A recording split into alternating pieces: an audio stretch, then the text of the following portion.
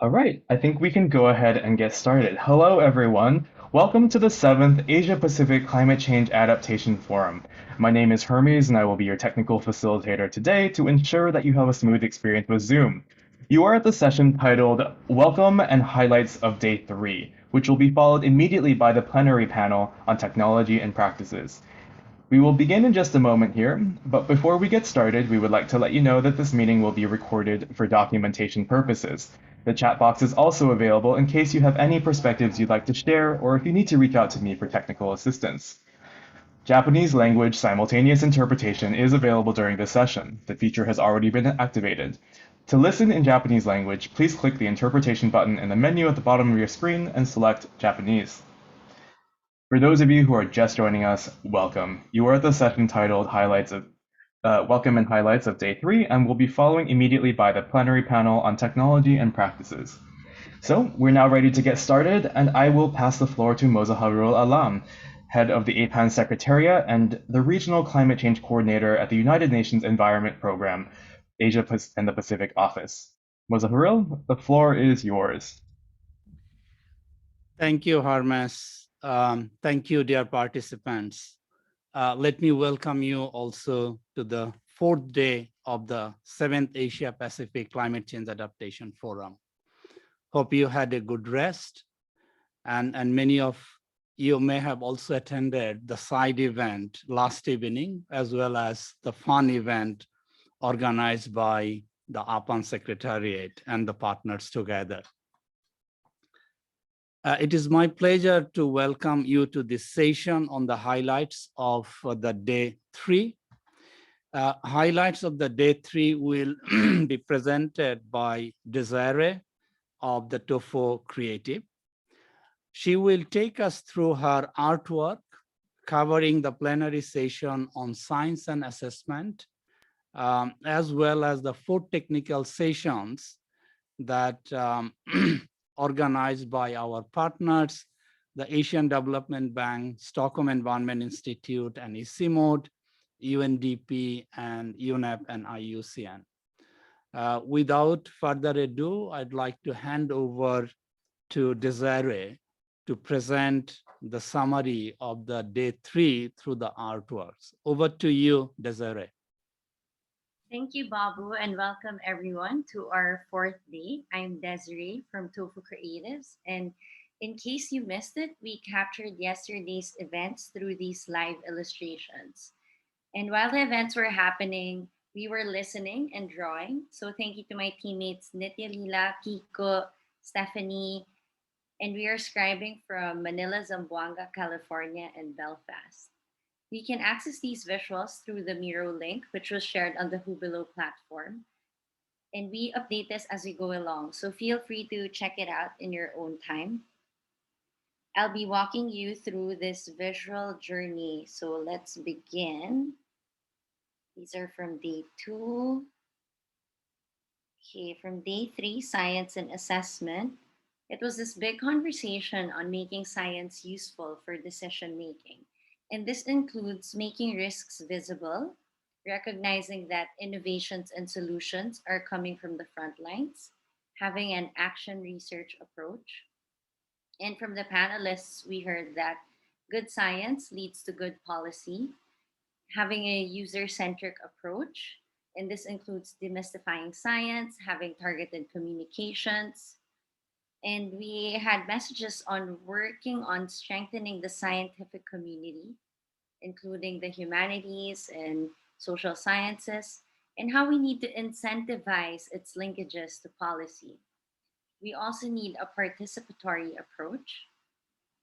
And we ended this session by saying that climate change undermines all SDGs, so we need harmonized goals, targets, policies, and actions. Moving on to our economic resilience stream, we ask how do we enhance socio-economic resilience? And our panelists mentioned concrete measures, tools, and platforms. And we had 3 key messages on this. The importance of developing and disseminating these tools. Second, our approaches need to evolve with our understanding. And third, how we must invest in partnerships for better community understanding. And some concluding messages were that no one can do this alone. And that's why it's very important to have all these expertise sharing platforms, networks, and also how safeguarding nature as a problem solving approach. Okay, and next we have our inclusive resilience session on which talked about the transboundary risks and its implications on the Hindu Kush Himalayan region. And there were four main messages that came out of this. And one is to recognize the Hindu Kush Himalayan region as a climate hotspot. Second, the current science on transboundary risks is inadequate. Third, transboundary risks can compromise NAPs and NDCs of countries, and that's why we have to continue our research on it. And lastly, on how the UNFCCC must have a mechanism recognizing transboundary risks and considering all the implications. Okay, over to communities and local resilience. We have this central image in the middle. So this conversation was about strengthening the bridge on fusing local and scientific knowledge. And this session discussed ways on how to organize knowledge systematically and how science can complete the gaps in traditional stories. And the second message was how trust, solidarity, and empathy are important in this research and in the co production of knowledge. And this includes having respect and safe spaces for stakeholders and how that's very important. And third, how we need longer project timeframes. And there's this the reiteration of the message of the need to incentivize the research policy linkages. And lastly, for nature based resilience. So, in these key messages, you will also see the main messages for the other sessions. And for the nature based resilience, meaningful win win partnerships are key. Traditional knowledge is key to adaptation actions. Nature based solutions and ecosystem restoration needs more finance. And lastly, we need to empower women to participate in climate adaptation. We are looking forward to capturing today's events on technologies and practices. Thank you, everyone. It was a pleasure drawing the big picture with all of you. Over to you again, Babu.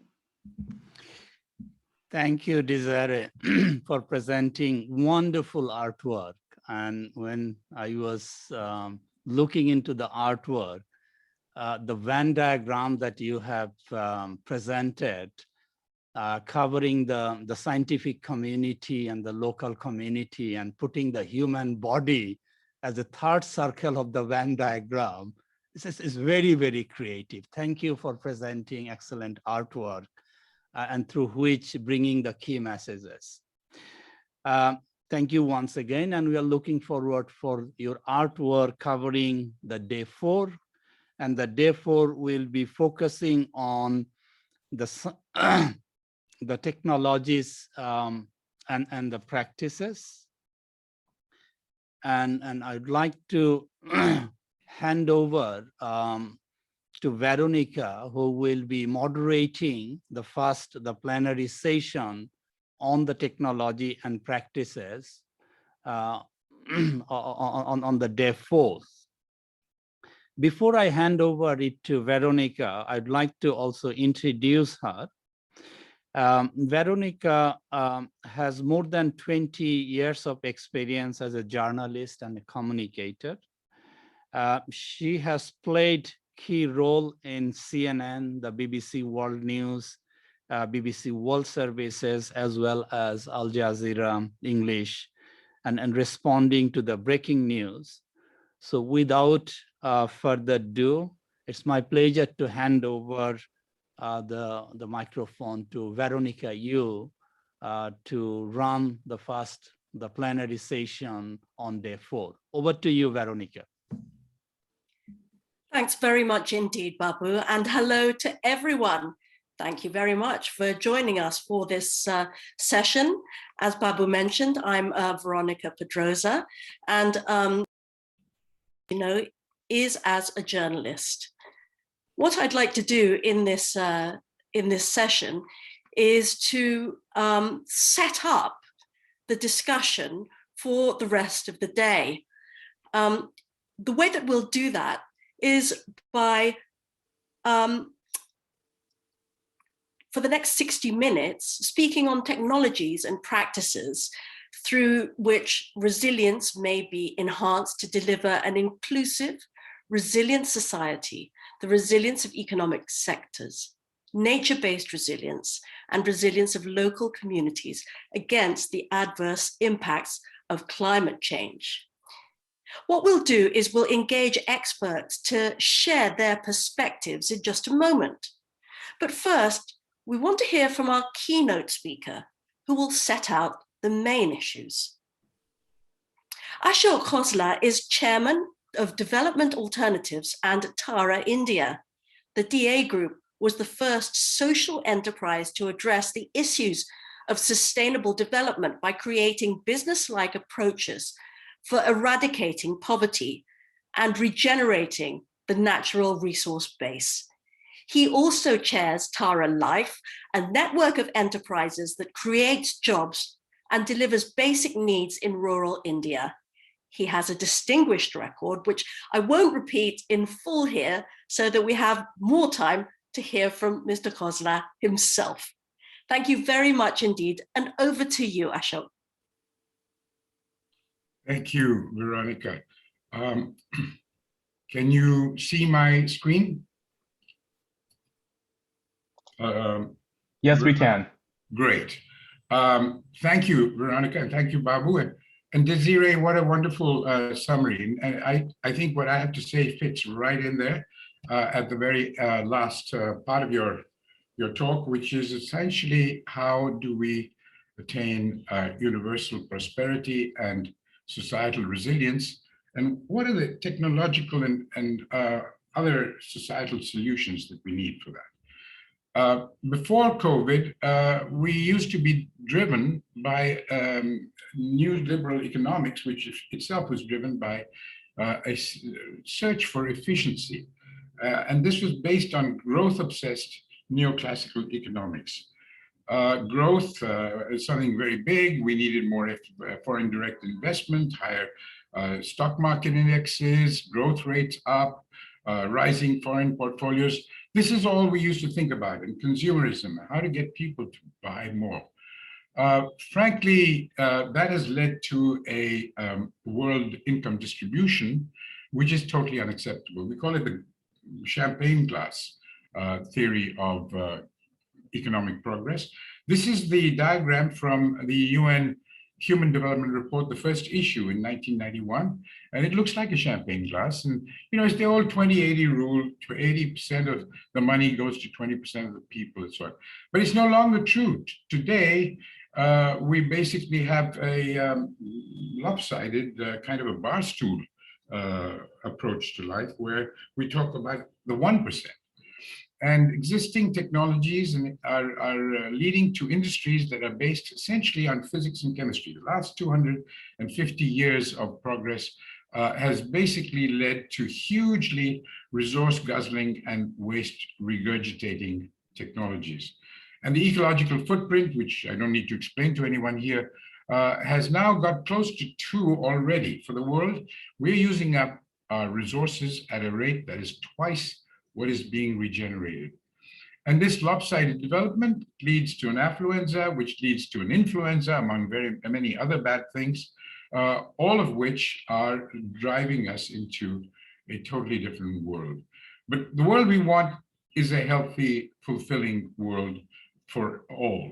And essentially, it can only be attained if we nurture capital, all kinds of capital.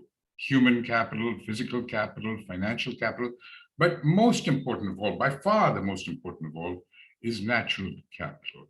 to regenerate ecosystems through adaptation and through essentially mitigation with co-benefits between the two.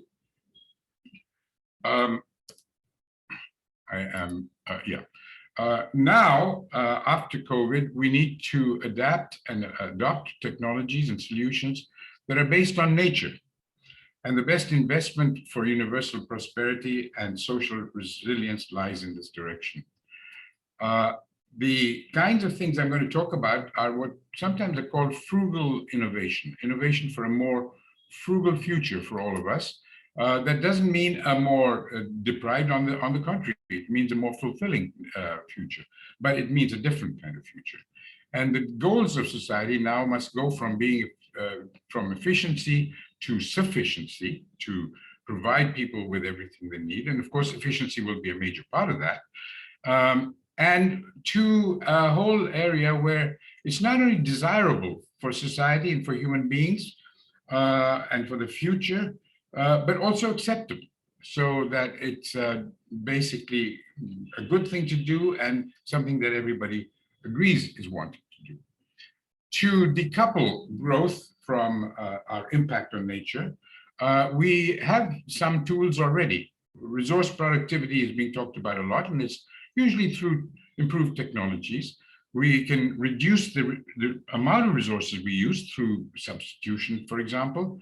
But most of our resources conservation has to come from changes in our behavior. Behavior including our consumption and production systems, but specifically things that we can easily do in the form of technology choice. And I'm going to be talking just now on technologies based on nature that improve our prospects for the future. I won't talk much about things like solar energy and wind, although they are sort of based on nature, but I'm going to be talking about technologies that bring nature directly into either the thought process or into the solution. We've attained a certain amount already by things like miniaturization. When I did my PhD 50 years ago now, my computer filled a whole huge building in the university campus. Today, our little cell phone that we use here has more power than that computer. So miniaturization has been taking place on many fronts. There is a limit because the human body has a certain size, and so cars can't become smaller and smaller forever. Durability and product life extension is a very important part of improved resilience. If you use a car for 10 years instead of 5, you've actually reduced your resource consumption by a factor of 2. Sharing of underutilized assets. Now, this is the kind of thing that Uber and Airbnb and others have pioneered, and it's a wonderful way to reduce the use of resources. But what I'm going to talk about in the next few minutes is about biomimicry, learning from nature and using nature for finding solutions that are good and that do much more with much less. All these need what we call frugal innovation, which take us from the take, use, and throw away society to a more circular approach, where raw materials get used in large measure by design in a circular manner, so they come back into the flow, into the work stream of the economy. I show you this picture because, half of the population of the world lives in a vicious cycle of a poverty trap. It's very hard to imagine, but 2.5, 3 billion people live in a circular economy, but that circular economy is a vicious circle. It goes from poverty to no markets, to destroying resources, to no income, to bigger families, to more poverty. And we've got to now suddenly, especially because of the opportunities provided by our insights from COVID, convert this bad cycle into a good one.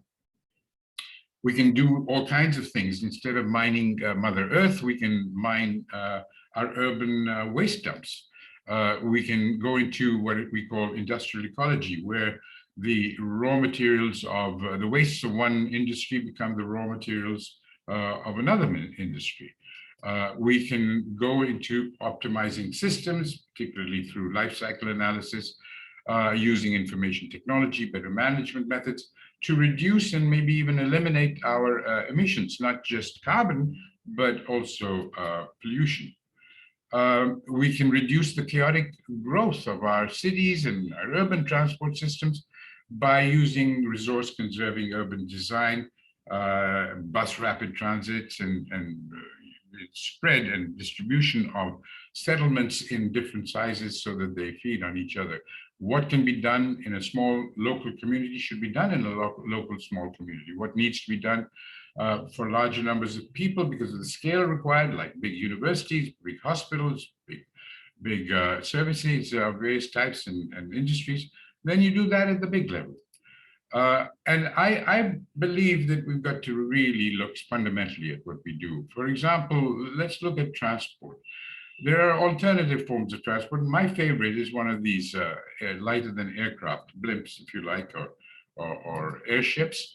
And if you compare the costs, and I'm not talking about just the rupee or dollar costs, I'm talking about the energy use, the operational use, the infrastructure that is needed for them, and the rucksacks, the ecological rucksacks. You can see, if you can see my cursor, that water transport is, of course, very low, and so are bicycles, but you can't use those for a modern world as much as you used to be able to. Rail transport is good. Vehicles get much more expensive, and air transport today is extremely expensive in terms of tons per kilometer or rupees per passenger kilometer.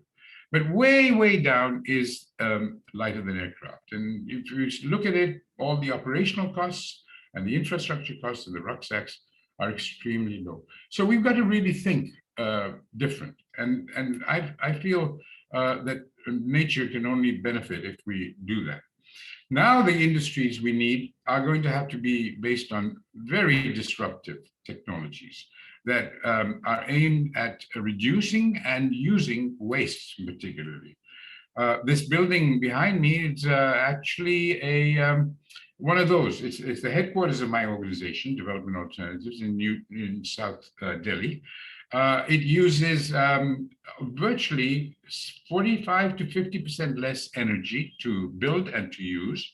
It uses much less virgin materials. It's been made 60%, 65% of this has been made out of recycled demolition wastes, out of recycled mining wastes, and out of fly ash wastes from power stations.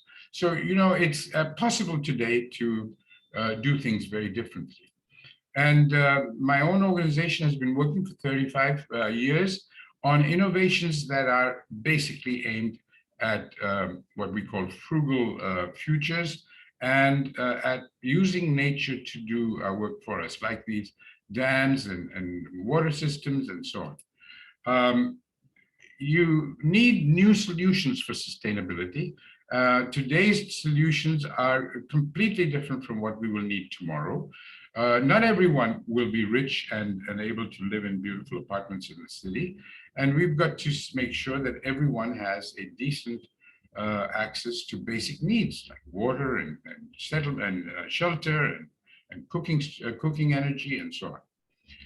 My own organization has a lot of familiarity with doing these things. This is working with nature in the extreme. These are called small dams, check dams, and they slow down the water and basically convert what was once a dry stream most of the year and a flash flood for a few months to a perennial river, and totally revolutionizes the local agriculture as well as the availability of drinking water. This is an example of our work with handmade recycled paper, and it combines adaptation and mitigation. It gets benefits for both. This is an organization we set up which uses weeds for producing energy. Again, it's adaptation and mitigation. We use them for supplying energy to industries and homes in little villages. and they're all locally run, and nature is the basis of them. I think the future lies in another kind of disruptive technologies, industries based on biology. From the physics and chemistry, we've basically now got to switch to systems that understand and are essentially based on nature and on biomimicry. And I'm going to go very quickly through some ideas. Nature has 5 kingdoms: animals, plants, fungi, algae, and bacteria. These are all in a kind of ecosystem mode with each other. The wastes of one are eaten by the members of the other. And as you know, nature has no waste. By definition, everything is essentially part of the whole system. And our industries now have to go into that. I don't know what's happened to my screen.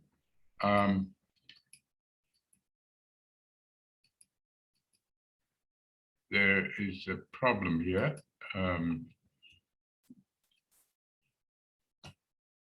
Okay, so these are examples of nature-based solutions and biomimicry-inspired technologies that show you them very quickly.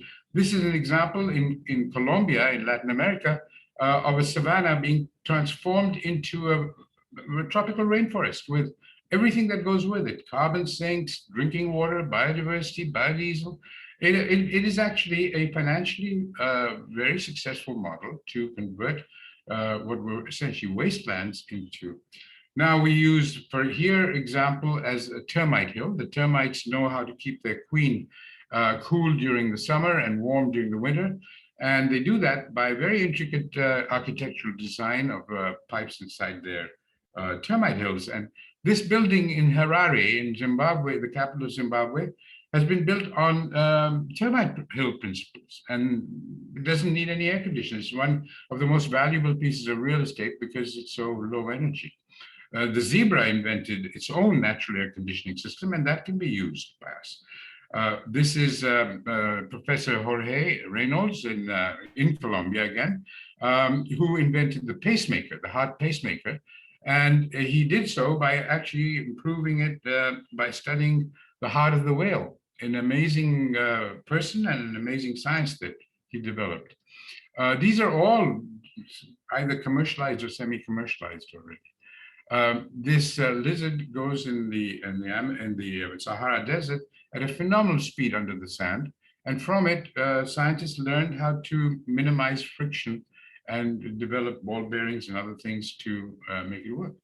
These red kelp, these seaweeds, have figured out a natural way of breaking communication between bacteria, and they serve as a terrific antibiotic resistance. This has been developed by a company in Australia and other places. This beetle from the Namibian desert pulls fog and vapor out of the air and converts it into water for itself and for other living creatures. No pumps. These are all, as I say, being transformed into real things. This is a cooling tower based on that beetle.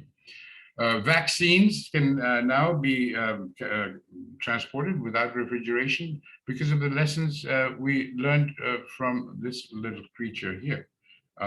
We now are learning lots and lots of things: how to mine metals, the way that bacteria accumulate, if you like, these from e-wastes. So we've got a lot of things that can be done. You can do your construction and lots of things with construction, with automobiles, with water systems, with health, with climate change, and we can improve the present for everyone by securing the future for ourselves as well as this. And my organization, my colleagues and I always think, who is our development for? And we think of this little girl, and we see the possibilities of transforming the world so that her life will be as good as yours and mine. So it's like Mahatma Gandhi said, be the change. You've got one planet, and if we don't change, then we're going to need two additional ones. And I want to thank you for your patience for listening to me. Not at all. That was incredibly inspiring. Thank you very much indeed, Mr. Ashok Khosla, for,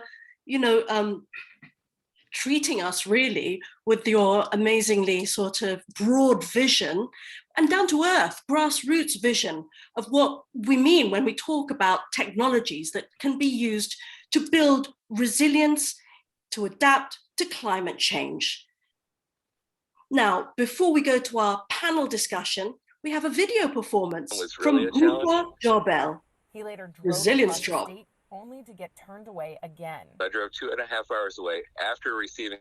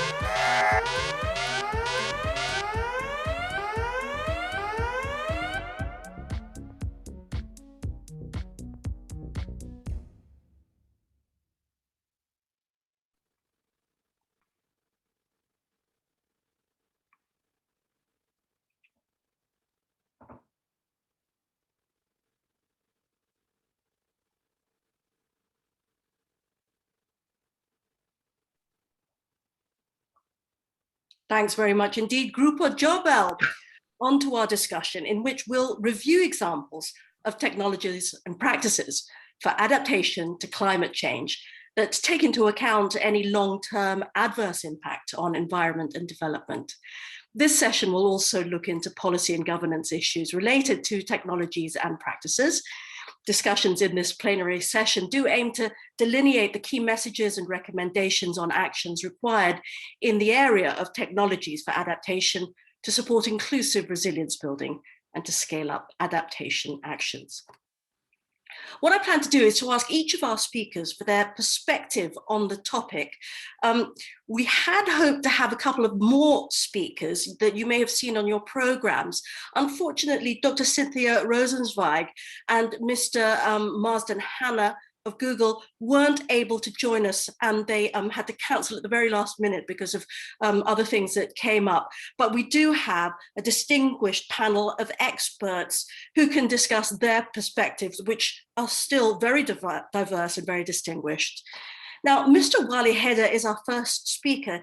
He's the focal point for the Farmers Major Group at UNEP and a director of Roots for Equity. He's been a long-time community educator, activist, and researcher for mobilizing and organizing small and landless farmers since more than 20 years.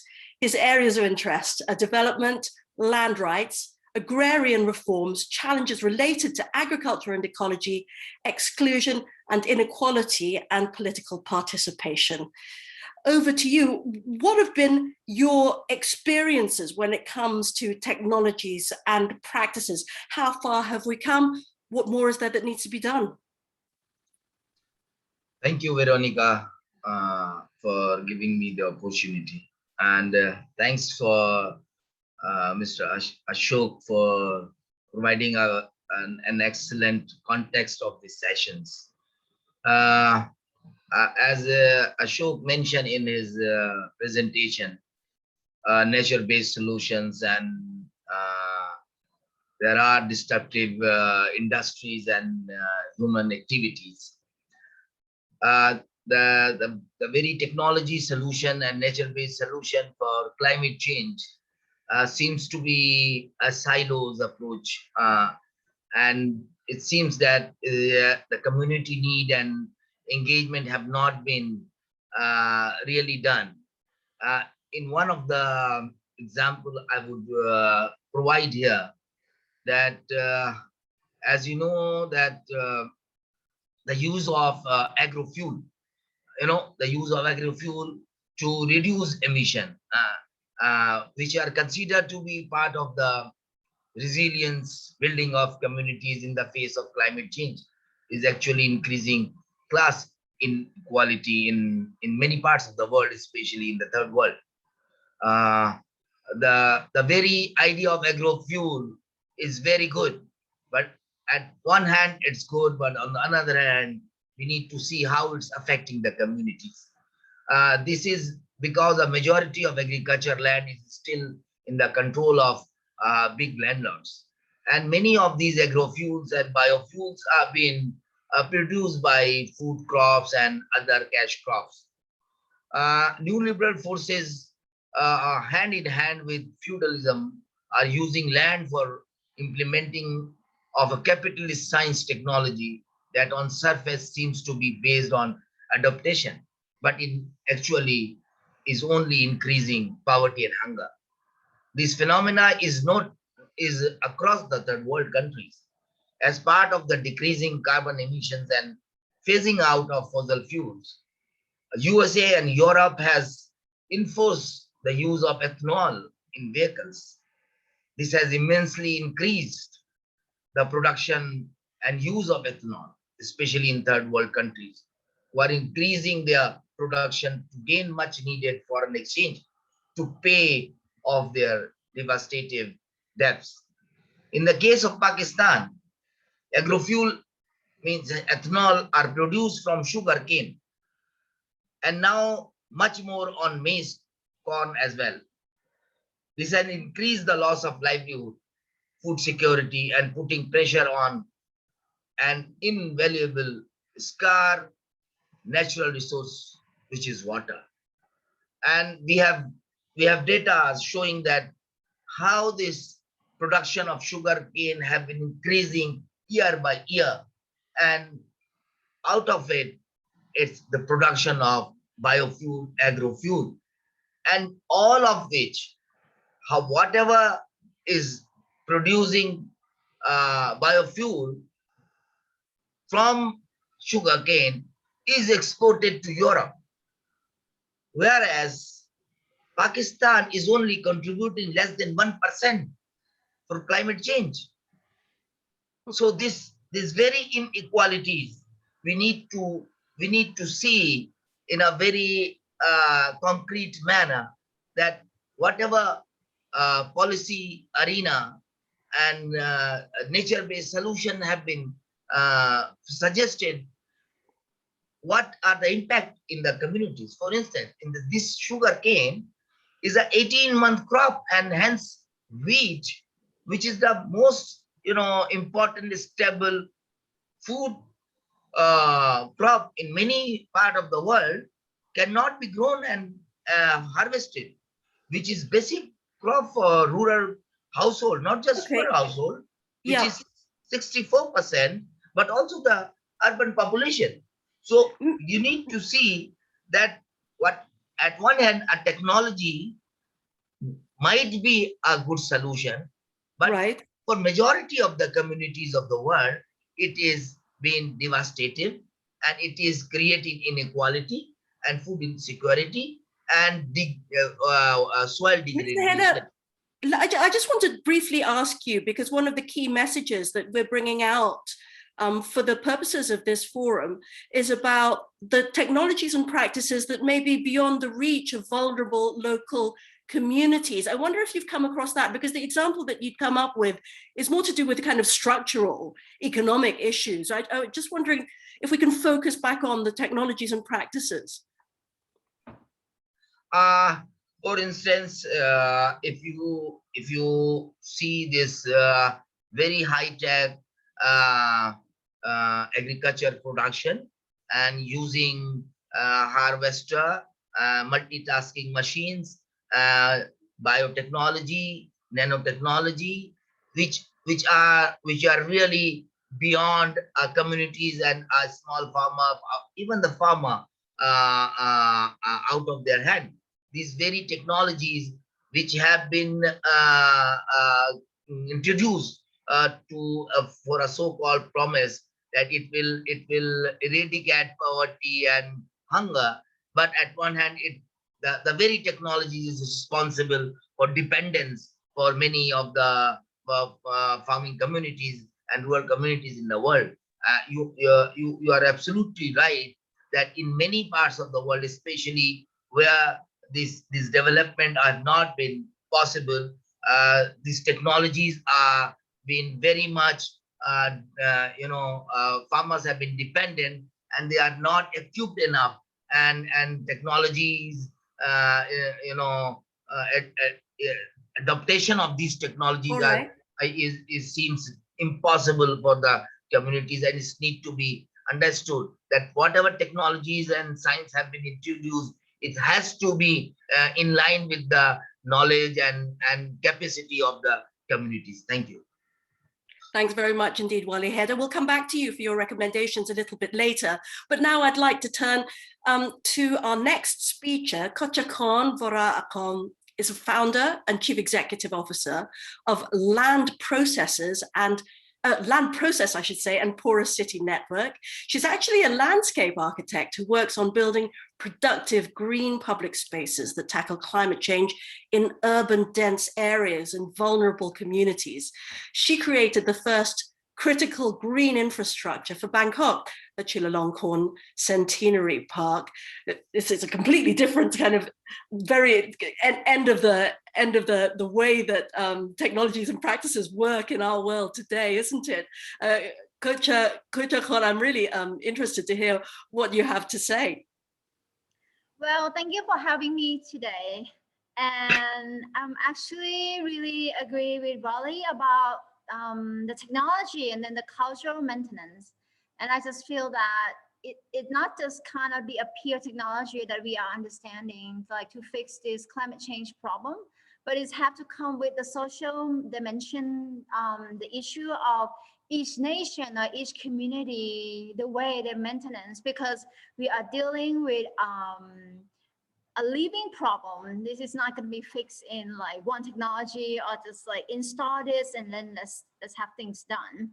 And as a landscape architect, my perspective, I just feel that people still not quite understand, and we still like in the process of finding the solution of natural base.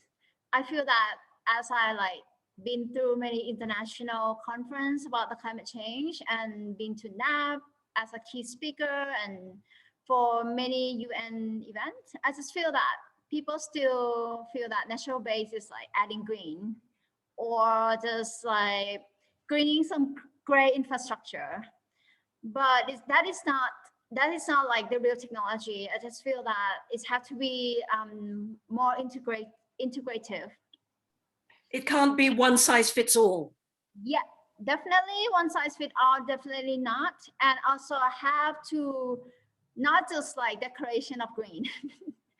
I think this is such a big problem. Like, okay, let's do wetland. And people don't even understand, do we need wetland in this land? You know what I mean? Just like really understand the site.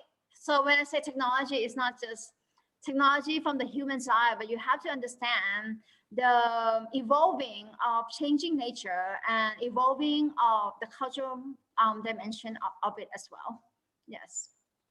I understand that you actually have some film that you wanted to show, and I wasn't sure about that a bit earlier but I didn't realize we've got some extra time. So if you do want to show them to demonstrate what you're talking about specifically, please do feel free, Kun Kachakon. Yes, I'm gonna share my screen, and this is a clip video that, did you see my screen? Yes? I do, yes. Yes. So I'm talking about the problem of like many people still thinking like natural base is only for like a big landscape. No, we are talking about fixing every opportunity, like even in my city and many cities in Southeast Asia, we actually have a big problem with water, either sinking, flooding, drought. The sea level is already higher than Bangkok. It's only a couple minutes. So are we going to build dam to be protective, fixing the water problem? And we actually create even more problem, only just this one technology without thinking of the landscape itself, the growing problem. Has situated on the soft clay, and there are layer of clay, sand, clay and sand. We don't have any rock layer. So I just feel that to understand and use technology, you really need to understand the people, the landscape, and the culture. Because many solution is actually cutting us off the relationship with us and water and actually destroy our natural waterways, which is canal. So that's mean we neglect about how the water will drain. So many technology destroy our way of living, our way of other solution as well. And I just feel that when we talk about natural-based solution, all of us have to really understand what it is rather than match this with some green and then say it as a natural-based solution. And I just feel that I've experienced that in many other countries that try to like get funding or, you know, talking about natural-based solution, but they actually do a great infrastructure with some minor greening. So this is the part that I did, yes. And it's inclined, and then quickly go to this project. Yes. For place to hold the water. So actually having a park and fixing all the water problem in the surrounding area, and also answer what is needed as a human function that within the design. So I just feel that there's so much need to involve landscape architect. This is like right services on top of the building to really have this more idea. Yes, I think that's pretty much what I mean. These are really innovative and creative solutions. I'm going to come back a little bit later to ask you for recommendations, because I think the thing is that, you know, with the, you know, rapid urbanization around the world, the issue is going to be about scaling up, isn't it? Yes. So I'll get back to you in a bit, and we'll talk for the time being to our next and final speaker, Suil Kang. He's actually Technology Executive Committee member of the United Nations Framework Convention on Climate Change and the International Environmental Research Institute at Gwangju Institute of Science and Technology Chief Supervisor. It's great to have you here. You can be so very direct about the work then that the UN and Korea is doing in terms of technologies and practices. Okay, thank you for the kind introduction. Thank you for inviting me to speak on behalf of the Technology Executive Committee of UNFCCC. So TEC is the policy body of the technology mechanism established by COP16 in 2010. So the purpose of technology mechanism is to facilitate the implementation of enhanced action to support climate mitigation and adaptation efforts by countries. So the tech focuses on analyzing climate technology policy issues and providing policy recommendations to countries. And also the technology mechanism has a Climate Technology Center and Network, CTCN. The implementation body of mechanism focuses on the providing countries with technical assistance, capacity building, and networking at the request of country. So in this context, I will share the work of the tech on adaptation technologies. So far, our major focus areas in the adaptation technologies, agriculture, water, and coastal zones. So I briefly deliver some several recommendations from those works from now. So as Sean mentioned, that to respond to the increasing threat of climate change and to achieve goals of the Paris Agreement, business as usual application of adaptation technologies would not be sufficient. So innovation and innovative approaches on adaptation technologies are needed to help countries further increase the ability to adapt and enhance their climate resilience. Through the work on adaptation technology, tech could bring several recommendations on adaptation technology work. So first one is applying technologies for adaptation need to consider the users of the technology and the specific local context in which the technology is applied. Secondly, one is technologies for adaptation that have mitigation co-benefit should be identified, encouraged, and promoted. Third one is the integration of hardware, software, and hardware is also necessary and should be supported by flexible programs and partnerships. Fourth one is local stakeholders should also be involved and empowered to enable the replication and improvement of local solutions and thus promote the sustainable application of technologies for adaptation. Fifth one is effective coordination and integration of technologies for adaptation in cross-sectoral planning and policy formulation by local and national government should be pursued to ensure the implementation of appropriate adaptation actions. So final one is South-South and triangular cooperation can further assist countries in implementing their priority adaptation actions as articulated in their NDCs, NEPs, and other national and some national adaptation planning efforts. Thank you. Thank you very much indeed, Mr. Suil Kang.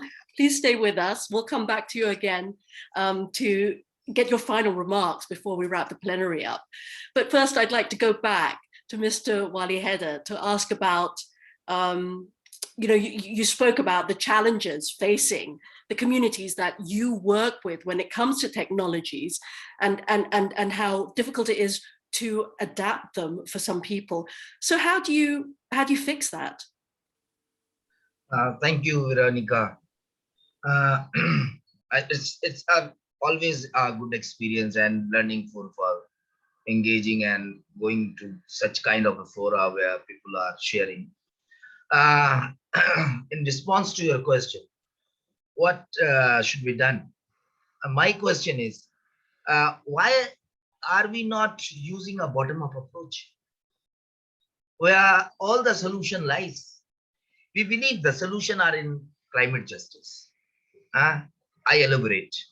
First, this industrial development for profit has to be changed to sustainable production and consumption, emphasizing local production and local consumption. Renewable energy was supposed to provide an alternative to fossil fuels. But as I mentioned earlier, in case of Pakistan, it is important to point out that our carbon emissions are, I again mentioned, only less than 1%. Hence, ethanol production is really to maximize profit for multinationals and foreign industrial class.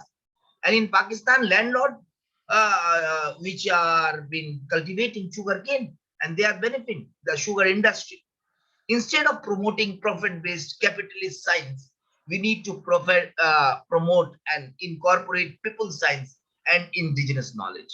Instead of agrochemical agriculture production, which is detrimental to resilience, building of countries, we need to adopt and adapt our agriculture to agroecology.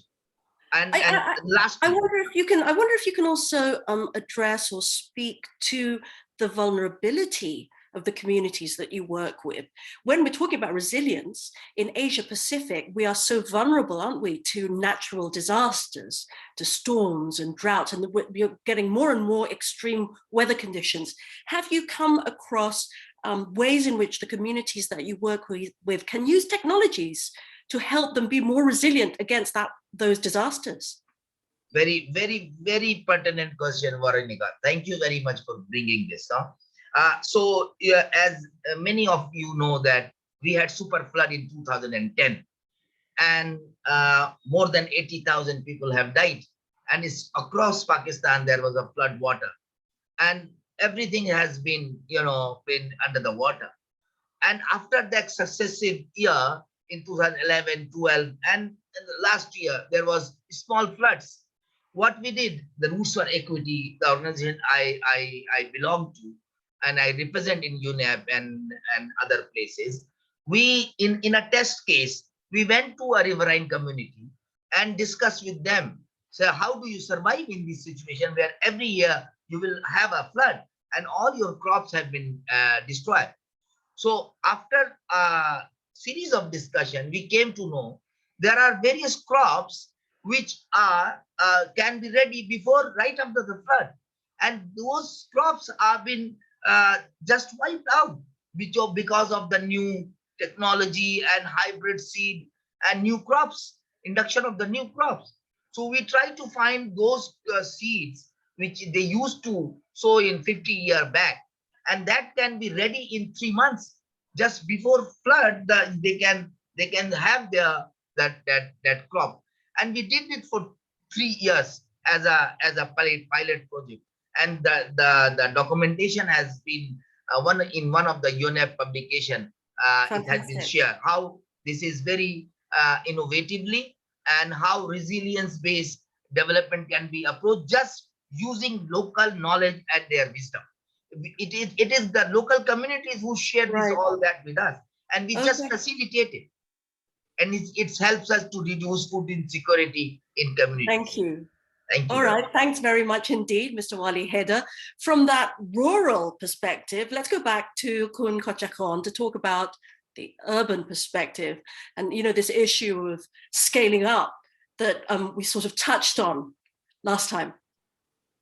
Yes, I think talking about technology and scale it up, and talking about this huge problem of climate change that we are dealing, I feel that technology has to make it really doable and affordable, and also like really simple. We cannot thinking about like too much like complexities and too much like licenseship that is gonna be like a top-down solution, like what Rory have mentioned.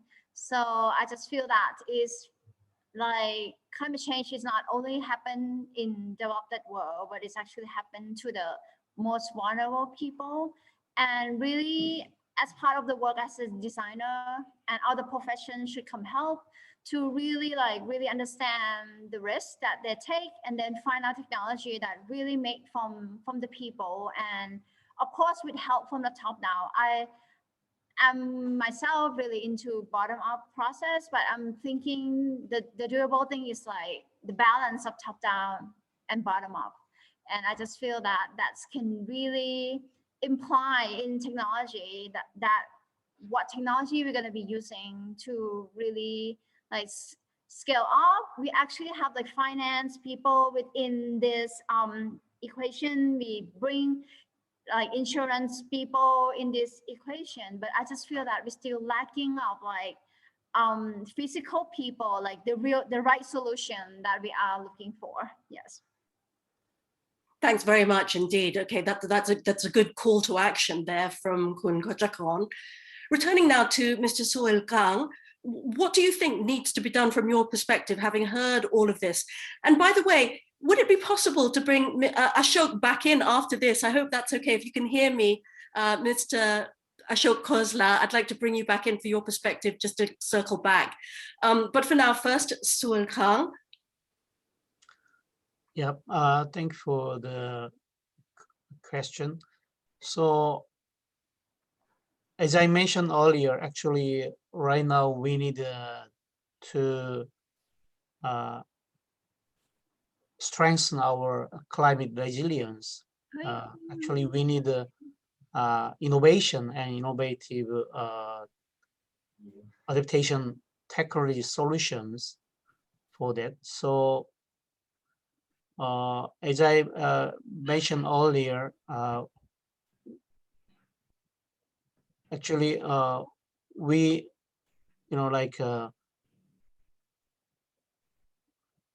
let's say, actually,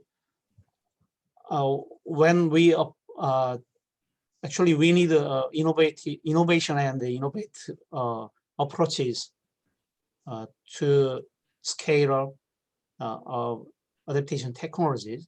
So we we need to consider, actually important thing is we should apply appropriate adaptation technology, and then actually in that case we need to consider local context, and then integration of multiple issues, and then also we should consider stakeholder engagement, and then scales.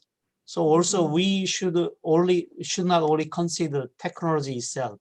So we should consider all aspects of technologies, hardware, software, and orgware, because they are really play important role in ensuring successful implementation of adaptation technologies. And also finally, international cooperation is really key part of that. Thank you. Well, thank you very much. Well, hopefully that this conference can provide one step towards greater cooperation, as you mentioned.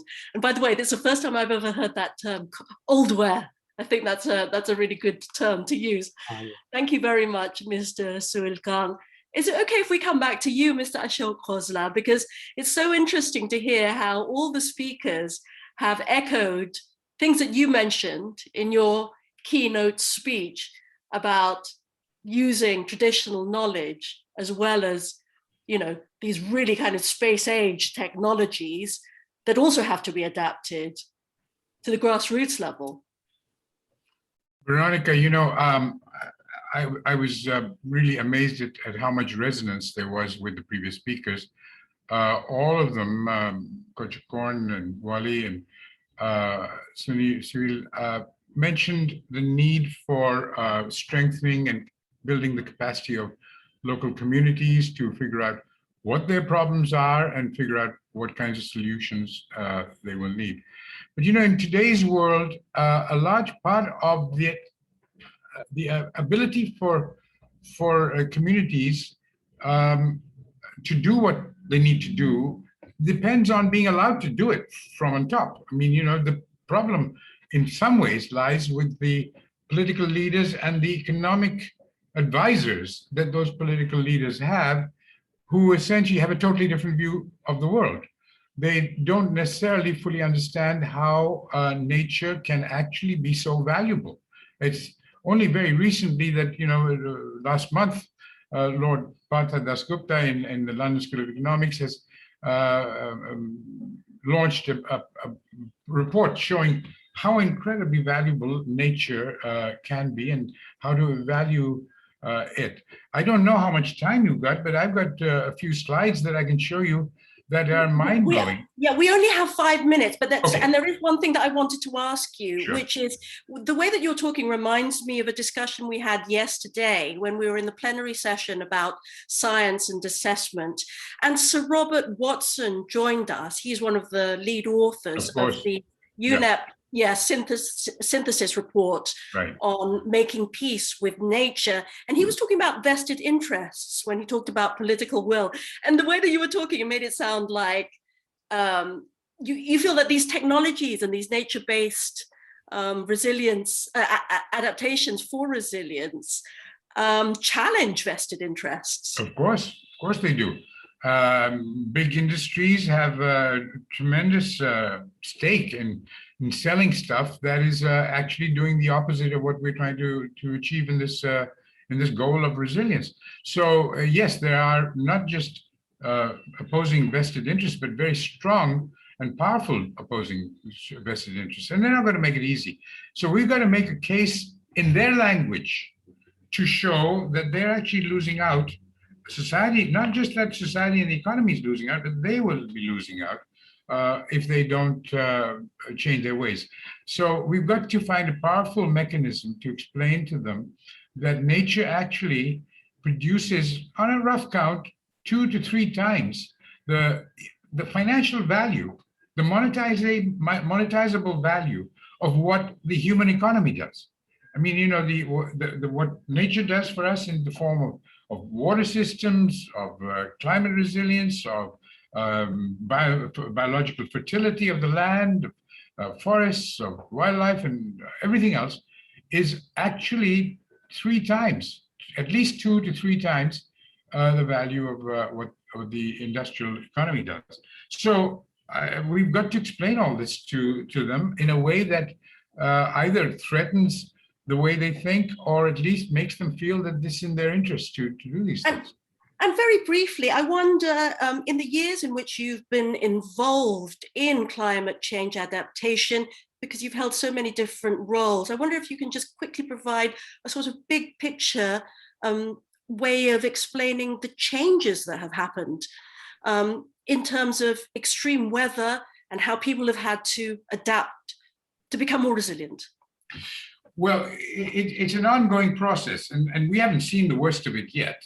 But we know that the extreme events that have been happening in terms of hurricanes and bad weather and storm surges and everything else are to do with global climate change, and they are very costly. I mean, when we have disasters like Hurricane Katrina, you're talking about hundreds of billions of dollars worth of costs and damages. So we've already seen only a little bit of it. We've just seen a glimpse of the surface of this. And the last few years, the amount of damage from extreme events has gone exponentially. So one has to explain that somehow. But there are other kinds of damages which are much more insidious. For example, the saltwater intrusion in coastal areas. Water coming into groundwater reserves near coastal areas, but going inland, 100, 150 kilometers. Yeah. These are the kinds of things that are going to happen more and more. And that you've observed in the time that you've been working on these issues. Absolutely. We've seen them all the time in a very short period. And the next few short periods are going to be even worse. All right. Okay, that is a call to action, and it's a call to urgent action from our distinguished panelists here. We really, really appreciate your inputs, Dr. Ashok Khosla, Wali Haider, Kocha Khan, and Suil Khan. We really appreciate your inputs and your recommendations that have set us up for the rest of the day. We'll pass you on now for the rest of the 7th Asia Pacific Climate Change Adaptation Forum. Goodbye. Thank you. Thank you for attending today's session as part of the 7th Asia Pacific Climate Change Adaptation Forum. Please join us for the technical sessions beginning in 30 minutes, focusing on communities and local and inclusive resiliences. You can find the link to join these sessions by returning to the Sessions or Agenda tab on the APAN Forum Conference Community on Hublot. Within the community, you can also explore the exhibitions as well as chat or set up meetings with other conference attendees. Join the conversation on social media using the hashtag APAN 2020. And thank you once again for your participation. See you in the next sessions and have a wonderful rest of your day. Thank you so much, everyone.